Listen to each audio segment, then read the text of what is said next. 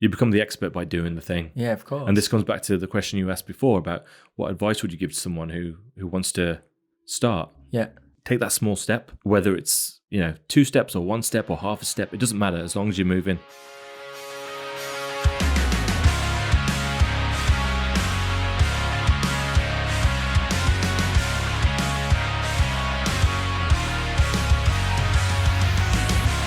Hello, everybody, and welcome to the Videography Network podcast. Today, I'm with Pom Tutt, who's a brand strategy consultant at the Human Method. How you doing, Pom? I'm good. Well said, mate. I had to get it. There was a bit as a mouthful. I don't want to get it wrong, these days, slight tweak. It'll probably change next week, so we'll see how it goes. And so what if it does? Yeah, I'm the same. 1 minute I'm creative director, next minute I'm just videographer. I don't know, it changes every 5 minutes.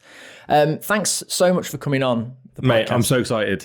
Genuinely, as soon as you messaged me, I was like, right, let's do it. We've had conversations in the past about what you do and about about some of your clients and just you've got multiple different things going on. But for me, off the back of those conversations, I came away and you'd altered the way I was thinking, even as a business owner, let alone as a videographer or video production, the brand side of things. And so as soon as we started a podcast, I thought to myself, we have to get somebody in who could help with it. Well, there's so much we could talk about really, but it's 2 things, brand strategy and mindfulness.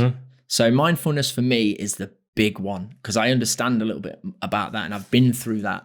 Whereas brand strategy, that's your expertise. So I thought we could dip into a bit of both. Yeah, of course. So I thought, we could start by talking about the Human Method. Tell me, what is the Human Method? So Human Method basically started off as what was my kind of health business.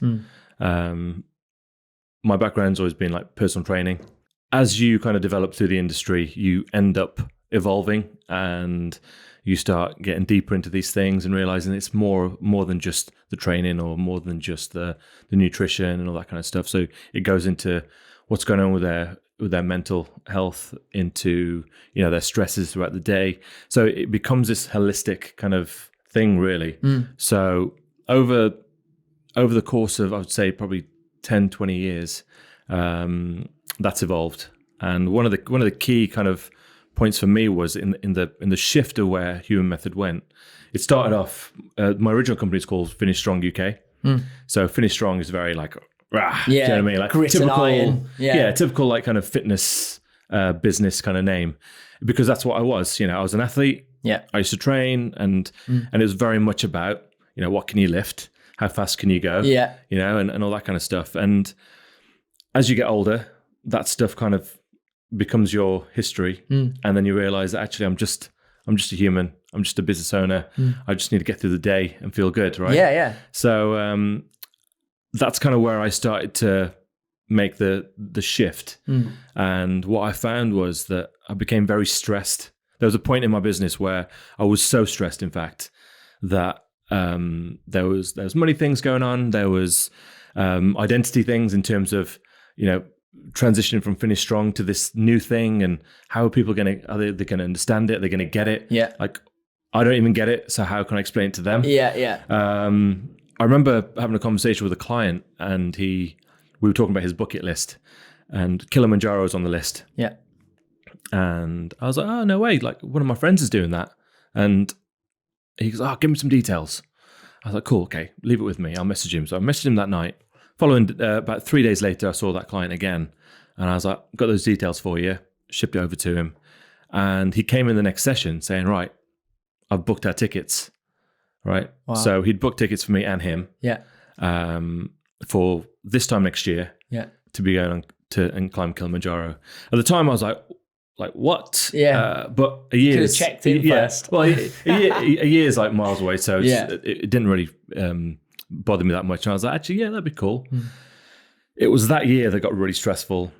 I'd invested in a bunch of things, and like I do, whenever things get easy, I like to go, right, something's off. I need to put my foot back on the gas again. Yeah. And the thing to do that is to drive me is to invest in something that scares me a little bit and kind of go, right, let's make this work. And as I was approaching that, I found that it was just getting on top of me. Everything was getting on top of me. The worries about the money, managing clients, relationship stuff, just general all stuff, aspects everything of your life, basically. And I just found myself kind of just being like here, you know, and I just couldn't focus on one thing or another. Kilimanjaro was like the last thing that I needed right now. Yeah. I've got so many things going on that I just can't be doing this. I haven't got space for it. Yeah. By the time I got out there, like as soon as I got out there, everything changed. Right. Just like chill. Like all that stuff was still going on. Yeah. I mean, I left it. I remember like driving to the airport being like, ugh. Yeah. But as soon as I got over there, it was just like, okay. Light bulb moment, was it? Yeah. Or? I mean, that wasn't. It was during the whole like 10 days. Yeah. That whole process was just life changing for me. Like literally, I was heading in that direction. Yeah. When I came back, I was going in another direction completely. Right. You just breathe in, you just walk in. Yeah. And specifically that final ascent to the top, we kind of set off at 11 o'clock at night to get there for sunrise. Right. And that's when the altitude really kicks in. Yeah. When you really start feeling it. So, you know, and I wasn't feeling too great. I'd had a few hallucinations that night. Oh, really? At the camp. Because of the altitude and stuff, yeah. Right. So, you know, I could just feel my whole body just going like, oh, God. Like, and it was that, you know, when you feel like a bit sick. Yeah. And what, like nerves or? No, I mean, actual, like, I feel like I just need to lie down. Right. Sick. Yeah. That's how I felt. But also I felt quite emotional. Yeah. And I remember at one point, even before we even started climbing, I had a few like tears and I couldn't figure out why. We got about there's this thing, and it was actually on our bed. Yeah, it was like carved in, and I can't remember the one, but there's two things carved in that I took a picture of. Yeah, one of them was when you ask them how long there is to the top, and they say just a couple of hours, they're lying. Yeah. Right. And that happened about 5 or 6 times. Yeah. And I didn't get it at first. I got it afterwards when we got back down. I was like, okay, yeah, I get it. Yeah. But it just seems to go on forever. There's no light. You got the moon. It's beautiful. Don't get me wrong, it's beautiful. Yeah, but it's tough. Yeah. You know, it's cold. And I felt like what it felt like was happening was that all these crazy mad thoughts that were going on, all this confusion, everything that's like in your head, and it's like fog. Yeah. That fog was clearing, and things were just kind of settling into a step into at a time, sort of thing. And it was like it was all coming together and like forming like a real like organized like step by step process. Right. And I just felt like everything was like coming together, and I just felt like clarity. Right.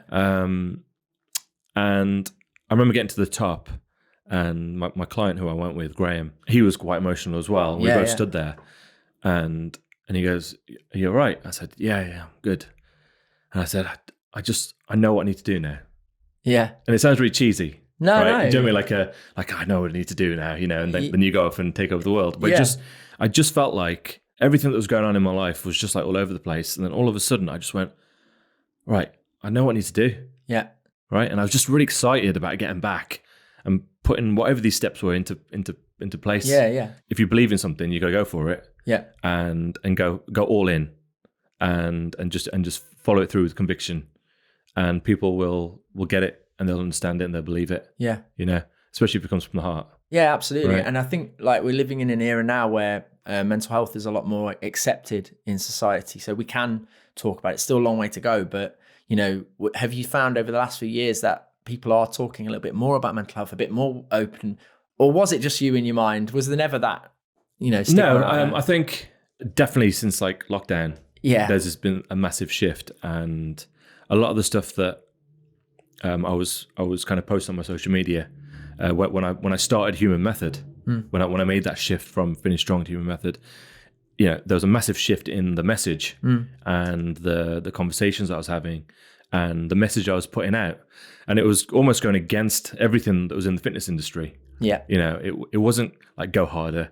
It was actually take your foot off the pedal, take a breath, take it easy, right? Yeah. It wasn't about, you know, crawl out the gym, like, you know, do more. It was actually do less. Yeah. Right. And so it wasn't getting that much attention. And I think I was going for about a year or two of putting these messages out. Lockdown hit. And then everyone's message changed. The fitness industry changed to like, take it easy. It's okay. Yeah. Don't be so hard on yourself. And actually all I had to do then was just post everything from the previous year into my social media again. Yeah. And I was literally comparing the two. Yeah. Like exact same posts I was putting out like a year apart. And the hits I was getting during lockdown compared to what I was getting previous were like exponential. Yeah. Right. Yeah. Because there's been a shift maybe in the general mindset. So my thing about training is like when people ask me what are you training for, I used to joke and I used to be like, I'm training for the zombie apocalypse. Yeah. That was my thing, right? Yeah. It's a joke. It's been an ongoing joke for ages. And it's like, well, what does that even mean? Well, it just means that I can be strong when I need to be strong. I can stand on my own 2 feet and do whatever I need to do. I've got balance. I can, if I need to shift, I can shift. Yeah. If I need to go for a long distance, I can go for a long distance. If I need to bash some zombies' heads. Yeah, exactly, right. And if I need to look after myself, I can handle myself, right? Yeah. And it was a bit of a joke. As soon as lockdown hit and all this stuff started happening, it was like, hold on, this is happening now. Right. And we had a great kind of internal marketing campaign at Human Method, which was, this is what we've been training for. Yeah. Like if anything, the call to arms. the guys who were training with me, if they had any doubt in what we were doing, that doubt just got taken out completely. Yeah. When we got into lockdown, because the message was, let's just keep doing what we're doing. I'm not in it for the short, quick fix. I said to myself, this has got to happen. Yeah. Do you know what I mean? Because it's exactly where I'm at right now. Amazing. And one of the things that I have been learning to do, especially when it comes to mental health, is to be okay where I'm at. One thing that you touched upon that I want to just revisit. So you kind of took the plunge, and I think a large proportion of our audience might be people that do video production or any creative, industry like that, but they do it as a hobby or an interest. And they're thinking, I can't do this as a business. I was actually in that position at one point. I was working for a marketing company in the marketing department of a company. But I knew deep down that I wanted to be a videographer, and I couldn't take that jump. And eventually I did.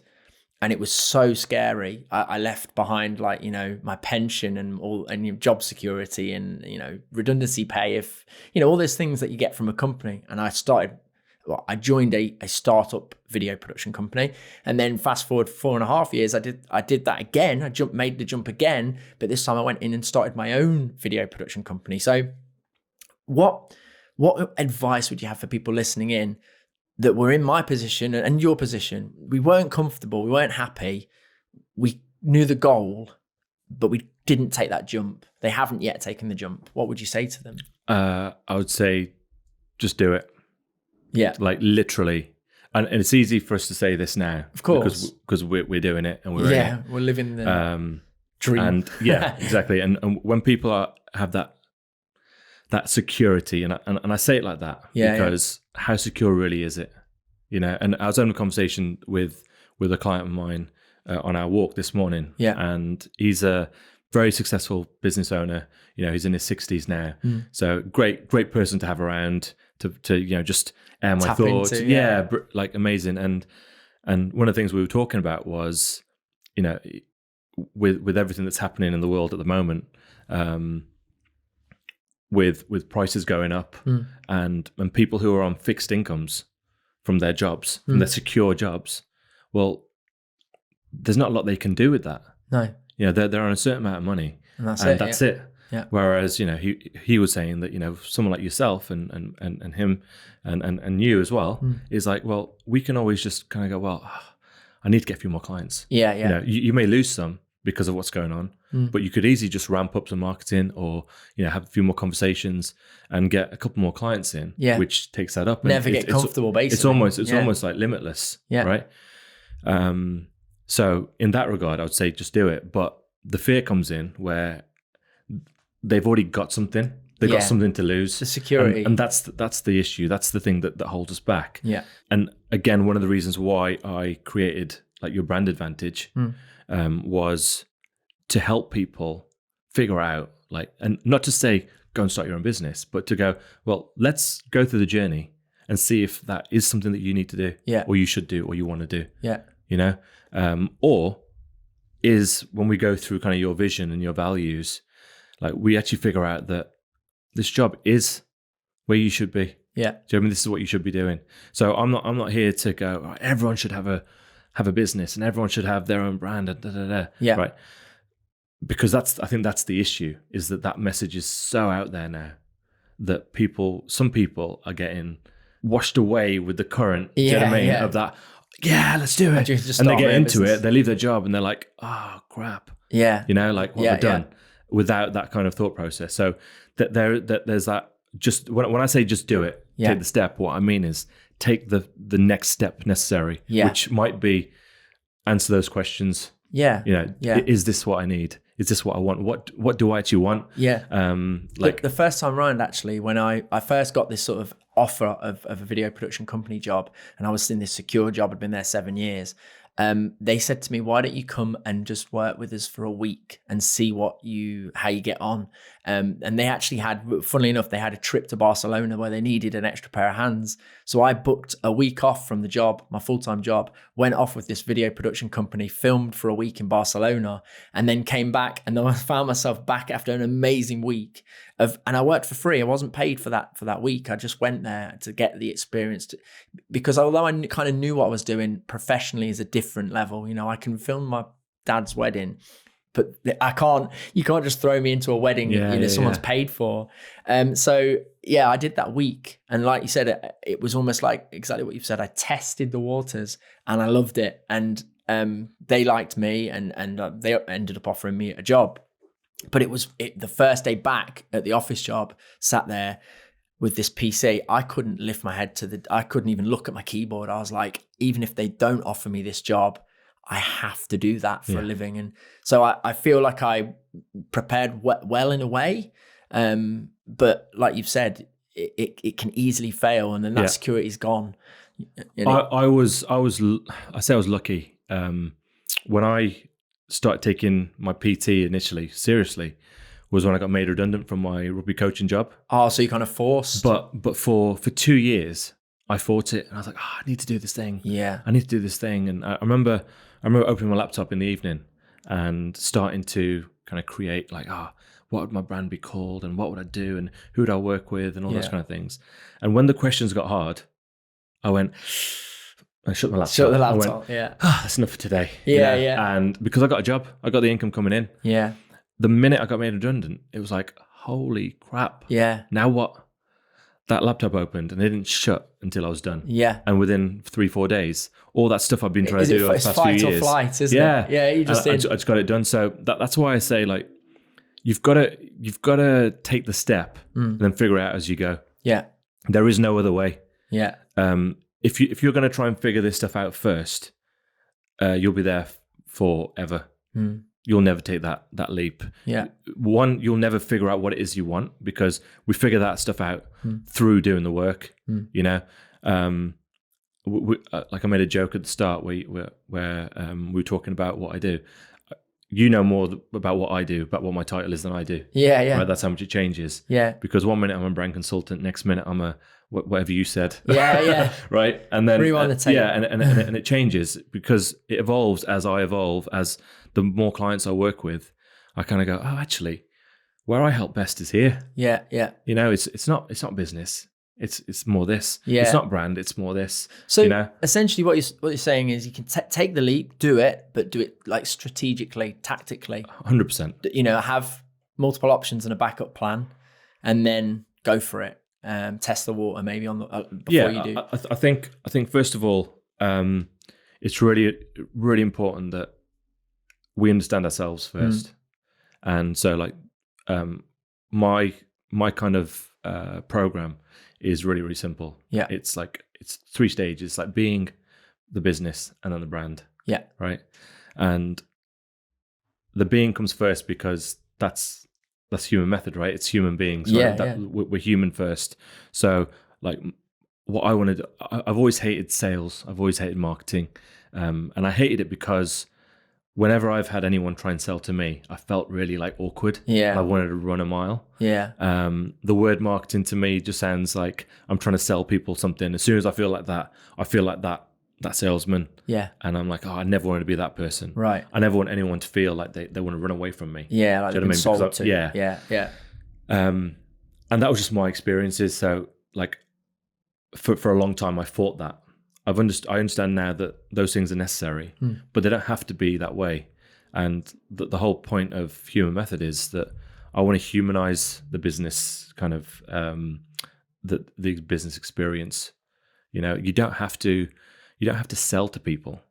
If you have conversations with people and you genuinely help them and you serve them without holding back, give them everything, and what you'll find is that they need support. Yeah. And what they'll do is they'll appreciate the fact that you help them, and they'll come back, and you're the person they're going to come and ask for help and support. And then you can say, well, look, I've got this thing. And again, I don't feel like I'm selling anymore, because I genuinely know that if they do this thing, that it's going to help them, you know, because it's what I needed when I was going through this process. For the same thing, yeah. Right? Yeah. And I just understand exactly where they're at, especially like my people. And this is the other thing as well. Being a PT, and you asking me, so Pom, what do you do? And my answer used to be, well, what do you want? Yeah, yeah. I do weight loss, I do strength training, I do nutrition, I do this, and the list goes on. But the truth is that, like, nobody wants that. No. Because that's confusing. Like, if you are if you're a single mom with 2 kids, then there are certain things that you're going through that only you're going to understand. Yeah, yeah. And so if that's my niche, then I can speak to that person on a level. And when I speak to them, they're going to go, oh my God, like, wow, you just kind of told me my whole life. Yeah, yeah. Right? So there's a connection there. Right. So understanding that you don't have to do it all. You don't have to know everything. You just need to like start with what you know and go all in on that. And focusing on that and like really like hyper niche it down. And people get scared of that because you're narrowing the market and you're saying, well, yeah, but what about these people? Because my current clients are, you know, age 60 and age 20. But if I say I only work with people of this age and who are like this and who are like that, then I'm alienating everyone else. Yeah. It's like, yes, you are to a degree, but you will still get those people in. It just means that if I work with stressed out business owners, then if you're a stressed out business owner, are you going to go to someone who does everything or who focuses on stressed out business owners? Yeah, yeah. You're going to be like, well, I need that person. Yeah. If I need if I need a podcast filming, am I going to go to someone who does weddings or someone who specializes in podcasts? Yeah, yeah. And it's maybe advertised and marketed themselves, or maybe Absolutely. not marketed because you don't like that word. Well, no, it is marketing. It is. Yeah. I mean, I didn't like it before. Yeah, is what I mean. So, yeah. I mean, you know, marketing is just communication, isn't it? Yeah, that's all it is. It's just, I guess it depends on the type of marketing, like you've said. It's the overriding word there, but you can do that really salesy, horrible marketing. But what we're saying today is that actually, you know, just expressing yourself and helping people through marketing, they'll get that connection, and I guess then it comes down to trust and, you know, understanding, and then they'll want to work with you. That's the game that I'm in. Yeah, I'm in that long game. You know, I've got clients who come to me after having a conversation with me a year ago, 2 years ago, because I wasn't trying to sell them into anything too early. Yeah, you know, maybe I'm guilty, and I spoke to my own coach about this a few times, where I almost do that a little bit too much, where sometimes it is the right thing. Yeah, to tell them about my thing. Yeah, and I don't do it. Yeah, you know, and there's times when actually you're doing them a disservice by not saying and being firm and going, look, this is exactly what you need right now. Yeah, When you figured out, when you've done that kind of first conversation, you kind of go and you figured out where they're at. Yeah, yeah. If they're at video stage, you've got to tell them. Yeah. You've got to tell them, hey, look, you need video. It doesn't have to be with me, right? But trust me, you need to do video now. Yeah. This is the point you need to do it. And if that's what you believe, then you've got to say it. And I was at a stage, I mean, I still do this now sometimes, where, you know, people are asking me for help. Yeah. And I'm going, yeah, cool. And I serve them. Yeah. And then I don't follow through with that next step. because I don't want to be the salesy guy. Right. But actually what I'm learning now is that sometimes you have to be a little bit firm. Yeah.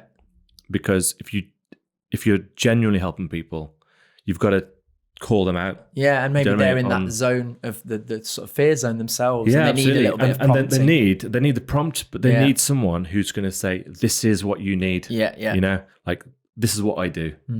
I know this stuff works. Just trust me. Trust Which me. they Let's will go. have, by that point, they do trust you. Hopefully, yeah. So, Pom, a key part of what we spoke about so far is taking the jump, and we've spoken about the kind of preparation in doing so, but I wanted to talk about those first steps as a new business. So if you start yourself, whether you're a one-man band or if you've got aims to become a video production agency, or an animator, you know, or if it's just editing, whatever the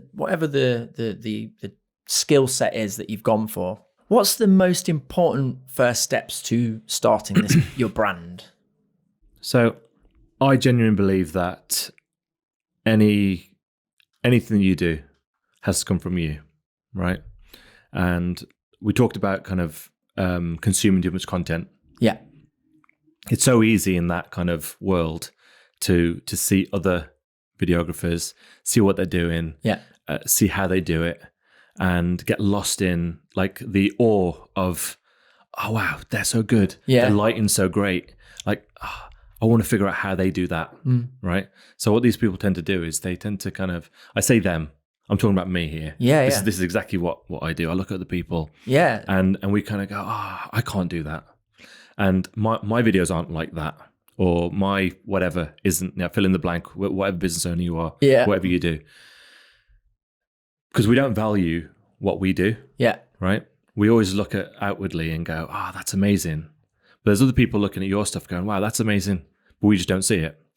And the first thing is to really understand like who you are, what makes you you, what makes you good at what you do, and what are those things? Who can you help the most, right? And go from there. Yeah. That all starts from your vision, your personal vision, and your values. Because everything we do is through our values. It reminds me of, when somebody's not ready for a relationship and they say, you have to love yourself before you can love, someone can love you or you can love anyone else. And I guess that's kind of, you work on yourself and you understand what it is that you want to be, and not looking at someone else's relationship and being jealous of it. Or it's probably not a good analogy. Mate, you know what? It's a perfect analogy, right? Because I'm about principles. Yeah. That's how I do everything. And the way I do one thing is the way I do everything, right? So the reason why the transition from, at first I thought going from health coach to brand coach or brand consultant or whatever you want to call it, I thought, oh my God, they're so worlds apart. Yeah. Like, how are people going to understand this? How are they going to trust me with this stuff over here when I've been this my whole life? Right. Right. And actually what I realized was it's not that at all. It's so, like, it's just overlapped so much because it's all built on the same principles. Yeah. Right? I can totally see it. So the principles are, well, for me, it's my human method, right? Which is the health first, right? Yeah. So whether that's the health of the business, whether that's the health of the individual, the health of the relationship, you got to start somewhere. Yeah. And you got to start where you're at. Oh, so that's almost like the diagnostic, isn't it? It's like, where are you now? Yeah. Okay, cool. That's where you're at. And some people don't know that. Yeah, a lot of people don't know that, right? Yeah. And also what we need to figure out is, like, what does that even mean? Like, where you're at, like in what, in life, in your thoughts, like what does that, what are we even talking about now, right? When we're talking about where you're at. So we need to figure that point out first. And that means having a real conversation that is beyond the, so I'll give you an example from like the health world, for instance. Yeah. People don't know health, right? They don't know what to do. So there's a few things they do. They Google it and they try and figure it out, which is great. And it's admirable. I've got full respect for people who do that because they're taking action, right? That's I'm one of those people. Right. Okay, cool. In health anyway. Yeah. I've got a coach to help me with my health and fitness. I've got a coach to help me with my business. Yeah. I've got multiple coaches because I understand now the importance of that, right? That guidance that you need, taking you through those things, no matter how, like I do that for a living. But I've also got a coach within my business, even though I help other people with their businesses. Yeah, right. Of course. It's important. And so like when it comes to figuring out where you're at, it comes down to being asked some real questions. And these questions sometimes are hard to answer because we don't know. But what we do is, rather than trying to figure out the real, like, or try and understand the question and try and answer the question, we give the quick answer, right? So, nice to see you. Like, what brings you here today? Oh, I trying to lose a bit of weight. Okay, is that really what you want? And the further you go down that kind of line of questioning, and you really get deep into it, and you build that trust first, obviously. Yeah. It might come down to that, actually, when I'm with my partner, I just don't feel confident anymore. Right. Which means that I'm not being myself, which means, we haven't made love in, X amount of months. Yeah. And that's an issue for me. And that's affecting our relationship. It's affecting our intimacy. It's affecting, all these other things. Yeah. And that trickles into the other parts of life. Yeah, doesn't it? absolutely. Right. So now all of a sudden, we're not talking about losing a bit of weight. We're actually talking about like getting my relationship back with my husband or my wife. Yeah. Right. Which is way bigger than that. Right. Yeah. It's a real thing. And obviously if that relationship is breaking down, then what's happening with the kids? So, it's a big picture thing. Yeah. So when it comes to figuring out where you're at, how are you going to get there? Like, you don't get there on your own. No. You don't automatically go, oh, it's this. Yeah. You go to a health coach, you talk about health, right? You go to a business coach, you talk about business. But ultimately, what's stopping you moving forward in your business? It could be mindset. Yeah. It could be your limiting beliefs on how you feel about yourself. Yeah. I can't do this. Who am I to do this when someone like yourself's doing video and you look so natural? Yeah. How could I even start doing video? Yeah. And compete with that, right? And when we understand we're not trying to compete, we're just trying to reach our own audience. Yeah. And we understand that what you do is powerful. Just look at the people you've helped already. Yeah. Look at the people you work with already. Look at them. Don't look at the people you haven't worked with yet. Yeah. Do you know what I mean? So there's all these factors coming into play. But ultimately, it's going, who are you? What is my identity? Identity is we could talk about identity for 3 days. Yeah, right? yeah. But really quickly, I think there's kind of three kind of versions of ourselves. There's the default version of ourselves. Yeah. That just, as it says, you just kind of fall into that groove. Like autopilot. You can just do what you do, right? And that gets you. That's okay. So far, it's okay. Yeah. That's how you doing today? Yeah, I'm all right. Yeah. You're not nothing bad's gonna happen, but nothing great's gonna happen. You're just gonna get through the day, and that's that. There's the lower version of ourselves, which is the one that overthinks, that overconsumes, that gets in a downward spiral of, oh God, I'm not good enough. Yeah. Oh God, I can't do this. Oh, what am I thinking? And all that takes is one little thing. Yeah. It might take one client to say no. Yeah. For you to go. A bit of feedback. Yeah, a bit negative. Yeah, that's the right. Negative feedback, Yeah. or like whether that's a review online. Yeah. And you read it, and you've just been with that person today. Yeah. And you thought that things were great, energy was great. Yeah. And you walk away, you're buzzing, and then you get this review that's written about you, not to you, not an email, but to the world on Google. This is what I think of this. Saying, I had this awful experience with this, and you're like, instantly you're into that lesser version of you. Yeah, and that feeling of self-worth is just boom, just drops. But then that can spiral, because then you go, well, if that's the case, well, that's just who I am. My work's not good enough, and all this kind of stuff, and you just spiral downwards. Yeah.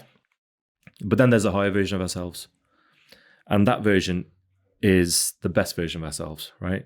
That's the person who's confident, who believes in what we do, knows the impact that you can have on others. And all that takes is a bit of positive feedback. It takes a bit of action sometimes. Inaction can lead to that spiral, because not doing Like, I want to do video. I need to do video. I need to do video.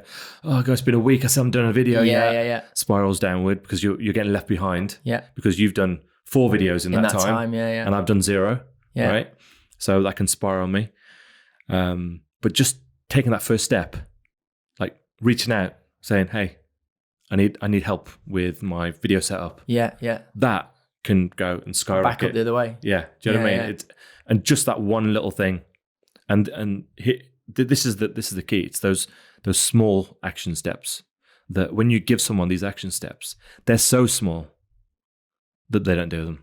Yeah. So for health, for instance, there's no point in spending any money with me or any coach if you're not walking regularly, if you're not drinking enough water. Yeah. Right. If you're not getting enough sleep. Now, obviously the training and stuff could help with that. But there's 2 things there. Like sleep, maybe you can't. You can impact, but maybe you don't know how to. So I'll let you off that one. Yeah. But being active and drinking enough water every day. Yeah. Like if that's the first step. They're the basics. If you can't do that, don't pay anyone any money. No. Do you know what I mean? Because you need to figure out how to make those things a habit first. Yeah. Right? Now, yes, I can help you with those things.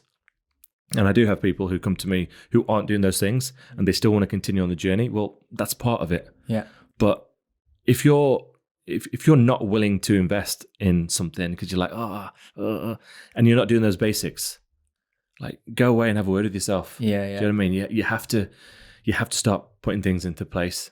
Now, the issue is that those steps are so simple that no one will do them, but they are the ones that make the biggest impact. So we had a conversation just before we started this about where I've been this morning. Yeah. And I was saying how there's like a local hill near me called the Wrekin. And at the beginning of the year, I do it kind of regularly, like once a week. It takes about half an hour to get up, probably about 20 minutes. Depends on who you're with. It's an hour, right? 40 minutes to an hour, circle, right? and you're done. There's different routes you can go up and stuff, but straight up and down the track, it's like 40 minutes to an hour. And I do it once a week-ish. I did it a lot during lockdown and it really helped with like mental health, just getting out, walking, fresh air, breathing space, thinking space. You know, you come back and you feel energized. I thought I want more of that. I can do these things, but I wake up in the morning and I just go, I don't want to. Yeah. Like I know I should, but I just, so I started doing it. I did about like 3 a week, I think, for the first few weeks, and then for the first week or 2. Yeah. And then I put a post out to the world saying, look, these are the benefits that I get when I go up the Wrekin. And I plan on doing it more. If you want to join me and benefit from some of these things, then let's jump in. Yeah. Right. Reach out. I'll add you to your WhatsApp group and we'll get started with it. Yeah. Thinking I'll get 4 or 5 people who, when I'm not feeling it, they'll spur me on and vice versa. Yeah. Within 20 minutes, I had like 30 people. Nice. So that WhatsApp group was kind of like, oh God, it's pinging all over the place. Yeah. So I transferred them into a Facebook group. I think there's like 62 people in that group now. Nice. And I've pretty much walked the Wrekin out of like 70 odd days about 69 times. Nice. Right. Now, it started off because I had that group. I had eyes on me. And I said I was going to do something. And I'm the person who's, if I say I'm going to do it, I'm going to do it. Yeah. Even more so if I've got 60 eyes on me, right? I can't be the guy who doesn't show up. Can't let them down. Yeah. Do you know what I mean? Yeah. And I've got to lead the way. Like, you know, these people are going, oh, great. I've been waiting for something to, like, I need to start doing this thing. Yeah. I need to start doing that. They see me as the healthy person, the coach. Yeah. So what they don't realize is that, and I've told them this, but at the time they probably thought, yeah, Pom's a coach. He's going to do this. And yeah.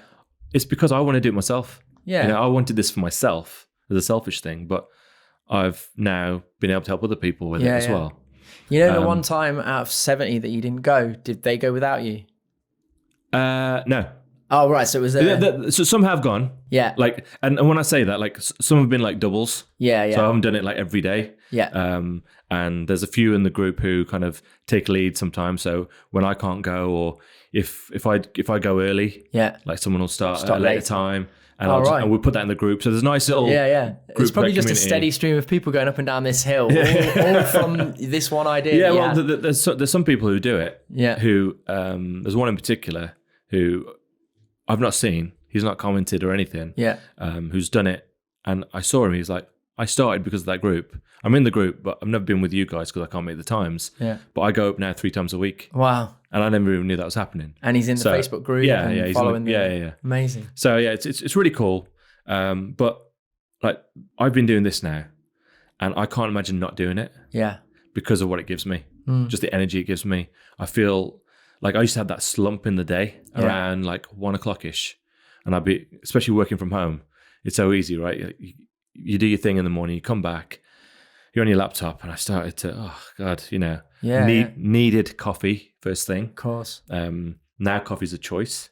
I don't get those slumps in the day. And when I go training in the evening, like I feel ready to train. Yeah. Whereas I used to feel like after that slump, get that first 5 minutes. That kind of that afternoon, I'm just like, like falling asleep, you know, and getting to 5 o'clock and now going, I've got to train now. Yeah. Oh, everything was just a drag. And that's one thing you've changed is just changed the one mindset. thing I've upped my activity. Yeah. So I pretty much get in my 8,000 to 10,000 steps. Yeah. First thing in the morning. Wow. Like standard, and then obviously whatever else I'm doing throughout the day. Whatever the weather as well, is it? Yeah. So that's been the other thing. Like it's rain or shine, storms. Yeah. Whatever. Hurricanes. It's a bit of wind. Yeah. It's a bit of rain. Like, probably makes it more exciting. Yeah, it does. Yeah. And what's great is that not one time like have I been up there and it's been the same. Yeah. And then there's a group of like older, like people in their like 70s. Yeah. Who are doing this thing every day. When I say that to people, when I say that I'm doing it every day, like, I'm 39. Yeah. I'm in like good condition. Yeah. It shouldn't be oh my God, wow, that's amazing. Right? You got these people who are quietly doing this stuff every day. Yeah. Right? There's a woman called Jenny who does it. She's in her 70s. Every morning I see her. Wow. Every morning. And we've just started talking now. And there's a couple of other people. Yeah. There's another guy who I speak to him every day, but I've not actually spoke to him to know his name. Yeah. He walks up and he runs down. He's in his 70s as well. Right? There's all these guys like doing this thing, and they're just doing it, and because I'm on social media and I'm sharing it, people are like, oh wow, that's amazing. It's like, it's not really. Yeah. They're just being human. Yeah. Do you know what I mean? And that's the thing. It's like the gym, it's just so like, if you enjoy the gym, do the gym. Yeah. If going to the gym makes you feel anxious, don't go to the gym. Yeah. That's the last thing you need, because you're not going to stick to that. No. Right? These steps need to be really, really simple and small steps. Yeah. And they're called small steps for a reason. Like if you imagine, like if we're trying to get from like ground level, like to 40 feet in the air, and you've got 2 staircases, like one staircase is like a plank of wood. Yeah. Each one is like a plank of wood, right? It's like a couple of mil. And then you've got one that's like up to your waist steps. Yeah. Okay. One's going to get you there quicker. Yeah. And one's going to take you a long time, right? To the point where you probably can't see the end. Now, most people go towards the big steps. They want those big, because you can see it, right? Yeah. 2 steps in and you're like, whoa. A lot higher You know up. what I mean? Like I'm so much higher up. This is amazing. That's what people need to stay motivated. Yeah. Right? But you're going to break. If you think about business, like if you try and earn $1 million in those first 3 steps, it's not going to happen. No. And so many things are going to happen. You can be like, what? You can be like all over the place. You didn't hit your goal. So that's, you set the bar too high. Yeah. It's too much too soon. And in order to earn that $1 million or whatever the goal is, there's loads of skills you need to learn. Yeah. And those skills take years and years until they become like second nature. Yeah, you're an expert in it. Absolutely, right? Yeah. You become the expert by doing the thing. Yeah, of course. And this comes back to the question you asked before about what advice would you give to someone who wants to start? Yeah. Take that small step, whether it's 2 steps or 1 step or half a step. It doesn't matter as long as you're moving. Yeah. As long as you're moving forward. Yeah, like it's motion, isn't it? Like we need motion, and that's what I'm learning about doing this walk every morning. Yeah, is that I'm getting myself in motion. Everything is like, if you think about it, we're just energy, right? That's all we are. We're just like little balls of energy come together to create these things that like, well, like I can do this. Like when you think about it, how can I do that? Yeah. How can I move my hand like this? Well, it's just balls of energy. Yeah. So if you think that, well, and you think about chemical reactions, if you're still, what happens? Nothing. Nothing, yeah. Nothing's moving. There's no reactions happening. No. As soon as you start moving, like you're creating chemical reactions all over the place. Yeah. The energy level's going like higher and higher. And if you've ever read James Clear's book, Atomic Habits, he talks about kind of like creating that environment that's going to help you, not hinder you, right? So it's like, if you need to, if one of the things is that you go to work and you're going to go to the gym straight after, well, that might seem like a bit of a hassle, but if you put your training gear right in front of the door, like the night before, well, that's one thing done, right? Yeah. You don't think about that thing. You just pick up your bag and off you go. And you go. And these are little things that, like little tactics that you can bring in to help you. But people seem to think that there's a magic solution, right? That what you're doing in video, what I do with my health to be able to do what I'm doing, is like this magic thing. It's not. I'm just trying to figure out like what blocks I have, and how can I overcome that block before it's even a block. And I'll tell you one example of exactly that. What we did is, obviously as a video production agency, we have to show up on video. We just have to. And when you talk about me being good on camera, it didn't used to be like this. This is like going back years of just forcing myself to do it, like you've said.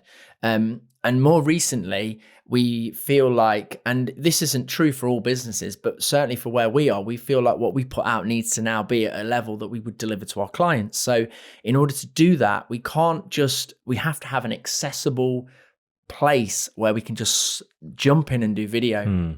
And that's when we renovated the studio space that we've got. We turned a little room that we had into a permanent studio space. So there's no bottlenecks, because one of the bottlenecks for me was always, I've got to set up all that studio, the lights, the mics, the cameras, the tripods. That's all stuff that we use with our clients as well. So it might be on a shoot, it might be, someone might be filming for the day, so I can't film, so we kitted out, we bought additional equipment, tripods, everything. So there is a studio sat there for when I need to do a video, I'm in it. And the videos are it's so much easier, because I also have to present, I have to be in the right mindset to perform on camera.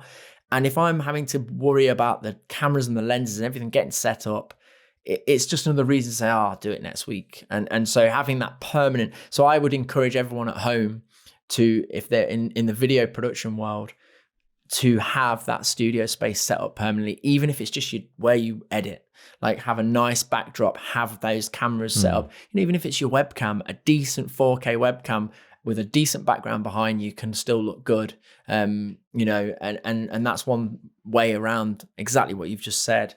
I just want to go back to something you said. We were talking about negative feedback and how that can react and that can bring you into the spiral. I wondered if we could get a bit of advice on how to deal with that, because as editors, I know that a lot of people put their heart and soul into a project, especially in the early days. This is a learned tactic. I take less offense now. I actually expect there to be changes. It's not negative, it's not always negative, but in the early days, any feedback that says, we don't love this, anything that says, could you change this? It's like a dagger to the heart of most video editors or anyone that's done a service and delivered it. So what would you say were the best tips for dealing with negative feedback without going down that spiral? I would say be curious.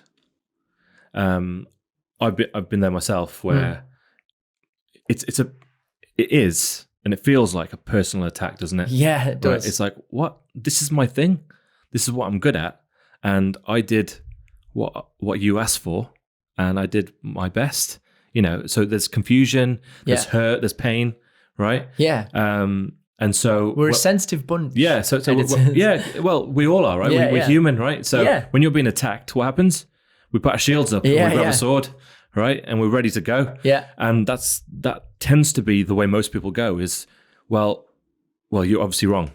Well, you don't understand. And, you know, and we start attacking back. Yeah. And that's a natural kind of response to being what you feel like is an attack. Yeah. But if instead you just kind of take a few moments, take a breath, don't reply straight away. Yeah. Take Definitely a breath. Not. Think about it. Yeah. And go, okay, cool. Right. What? And just ask the questions. Yeah. Like, okay, like you feel that way. Can you give me a bit more detail? Elaborate. Right. Yeah. Like what was it specifically that was the issue, or, you know, whatever it is. And before you even respond to anything, make sure you've asked enough questions. Yeah. And ask and ask and ask and ask and ask, because what you'll find is that they're not angry with you and they're not upset. That and you used a relationship analogy before, and you're like, oh, this has got nothing to do with it. I think it has. I think all these things, that's just a relationship of itself, right? It's just the way we've evolved, isn't it? Yeah. And so like when you think about any type of relationship and any type of misunderstanding or fallout, it tends to be misunderstanding. So maybe pick up the phone is a good start. Oh yeah, I mean, because email can be talking face to face or over the phone is definitely the best step over anything. Yeah, right. Because not on WhatsApp. Oh mate, yeah, definitely not on WhatsApp. And just having a conversation. Yeah, right. I think because a few things happen. Like we can, again, if we let it sit. It will spiral. Yeah. And it'll spiral the way we initially felt it. And usually it's get downward, isn't it? Yeah. So we need to catch that early and realize that whatever you're feeling right now is your stuff. Yeah. And it's probably stuff we haven't dealt with yet. And this is where we go down the line of like figuring ourselves out. Yeah. More and to deal with it better. Our triggers and, you know, why we respond the way we respond. I mean, personally at the moment, I'm getting, I'm talking to someone. You could call it therapy, you know, and I find it quite funny because I talk about this quite a lot now, and I always say, like, we have this conversation. I'll say, oh, well, my therapist says, you know, and that's kind of something that happens in films, right? Yeah. The Sopranos. Yeah. But it's been a fascinating journey for me so far. I'm only just scratching the surface with it. Yeah. And this is someone who thinks a lot. Yeah. I think a lot about mindset. I think a lot about other people. I think about them. I think about what they're feeling. Yeah. I have to within my job. Part of your job, right? Yeah. So for someone who's so aware and thinks a lot, you think that, oh, what do you need therapy for?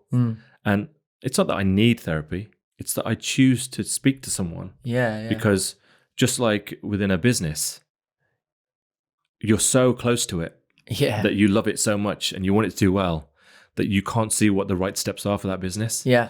And because you're like, if you use the analogy you're of being... consumed by it. Yeah. Well, I remember someone saying to me, like, it's like you're inside the jar. Like your business is the jar and you're inside it. Yeah. And you can't read the label on the outside. And it's so clear. That's a great one. For you to say, Pom, well, it's this. Yeah. But, you know, being within it, you can't see that, right? No. And it takes someone on the outside who probably doesn't even know you, doesn't know anything about you, to really easily and quickly go, that.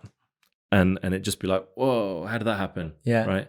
Because it's so obvious when you're not inside that bubble. Yeah, absolutely. But that bubble consumes you sometimes. I'm stealing that one. So sticking with the mindfulness subject, Pom, lately with everything that's going on in the world, we've all, you know, there's a lot of people now working from home. As a business at Insight, we've now gone remote. So all our editors work from home. I work from home. But it can be a dangerous place because I feel like now there's no separation between my work life and my personal time. And, you know, the editing computer is right there. The studio is right there. So how can we better deal with this work-home life situation that we've created recently? I think it's a tough one, that, because everyone's different, right? So to give a blanket answer to that could be really tough because some people like that. Yeah. For some people, that is just ideal, right? Yeah. And for other people, that's quite dangerous because they need to get out of the house. they need to get to the office. Like we discussed earlier about routines, being here. Yeah. Get out of the house and come into a studio and be able to do something. It's just I can get out of the house for for half a day. Yeah. Break it up. Yeah. So I think the main thing is to first of all have those separations, to actually like not just fall into, well, I'm sat at the dining table and I'm just getting on some work, because you're not at work then. Yeah. It's so easy to be like, well, you're at home. I'm not at home. I'm at work. Yeah. You know? And so having an office space or some kind of space that is, your workspace. Yeah, and I've not thought about it the other way around, actually, because some people might be out there that can't work because they're at home. Yeah. And they're so tempted to just, and I imagine could lead to some difficult conversations out there. 100%. I do it with sleep. Having a TV in my room, like for years when I was a kid, like I've not had a TV in my room. It's funny enough, I've only just put one in. Right. And that's only because we had a spare TV somewhere. It needed to go somewhere. Yeah. So it's in there. But for years, I've not had a TV in my room because I don't want my bedroom to be that place that is where I go and chill and watch TV. Right. Because your brain adapts to all these things, right? So it starts recognizing spaces and stuff. So when you go and chill out in your bedroom to watch TV, well, that's your sleep time. Yeah. There needs to be that separation. You can't separate of like what people say, like, oh, I can't train at home. I need to train in a gym. Well, there's reason for that. Yeah. It's because your brain's in a frame of mind where it goes, right, well, at home I'm chilling. When I go to the gym, like, it's on. Let's go. And it's the same for sleep. It's the same for work. So just like I've created a space for my sleep space to be there for sleeping. Yeah. And so when I'm in that room, like everything about me is like on wind down. Right. Right. I'm so bad at this. I've got 30 years of watching stuff when I go to bed. Yeah. And then there's a few things going on there. One is the space. Two is the blue light stuff. The last thing you do is you've got like this blue light in you, and your eyes, when you close your eyes, they're like flickering on the inside and you can't quite get to sleep. Electricals go off an hour before at least. Yeah. Right. Everything, phones, TVs, everything. Like I'd recommend like reading maybe or having a conversation, with your partner. Like actually speak to your other half. Yeah. Yeah, good stuff. I call it chat time. All these things, they're a choice. And we have like creating a space, an environment for you to work in is key, especially for the work bit. Like you said, having a little editing area or whatever, like make sure there is a space where this is where, when I'm in this room, I'm working. Yeah. And then when I finish, I can shut that door, even though I'm still in the same house. Yeah, and now I can deal with the kids, and I can do the cooking, and I can I can deal with all those things. But I think there's a lot of confusion going on, because you're merging the two together, where while you're at work, because you're at home, you can, I'll watch the kids. It's fine. Well, if you're at work, you wouldn't be able to. Like that's where you have to like put your foot down and go, actually, I can't. Yeah. Because if I wasn't here, I wouldn't be able to. So discipline. So let's treat this like I'm at work. Yeah. And it has to be that way. Pom, thank you so much for coming on the podcast. It's been a real honor to have you as a guest, and I think we've probably got enough content for 2 episodes. Amazing. No, thanks for having me, mate. Yeah, I appreciate it.